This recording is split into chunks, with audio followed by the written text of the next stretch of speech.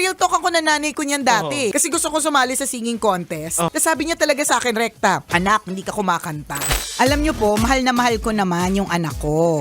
Gusto niya po ng isang bonggang debut. Hindi ko naman issue yung debut. Ang issue ko po, hindi naman talaga siya magaling kumanta. Paano ko po sasabihin sa kanya na wag na siyang kumanta nang hindi naman siya masasaktan? Alam mo, mami, debut or not, wala namang ibang pwede magsabi sa kanya.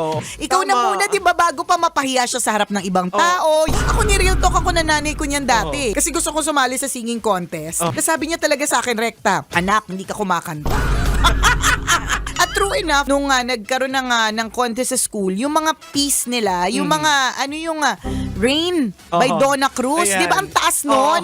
Di ba kung alam mo yung kanta ni Donna Cruz na Rain at alam mong mataas yon, malamang may gout ka na! Ako ang parang pipiliin kong kanta, sobrang luma nito for sure, hindi nyo to alam, di ba? Alam mo yung kantang Penny Lane? Basta mababang kanta yan, kanta ng mga boomers, kinakanta Mga yan ng... 60s yan. Oo, ganyan. Sobrang baba lang, yung parang bang, yung sumasayaw-sayaw Parang lang sa naliligo kalsada. ka lang. Correct. Penny Lane, parang ganun-ganun lang siya. Basta hindi siya panglaban.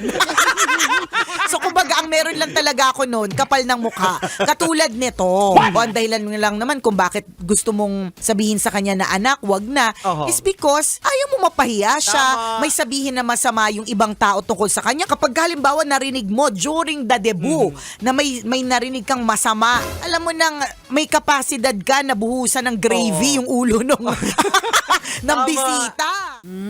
Sarap manood ng radyo, no? Ginawa mo na talagang bisyo ang panonood sa amin, no? Umabot ka na rito eh. Huy!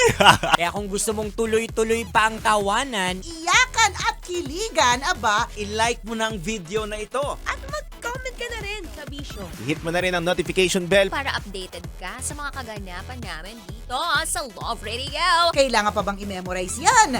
Basic.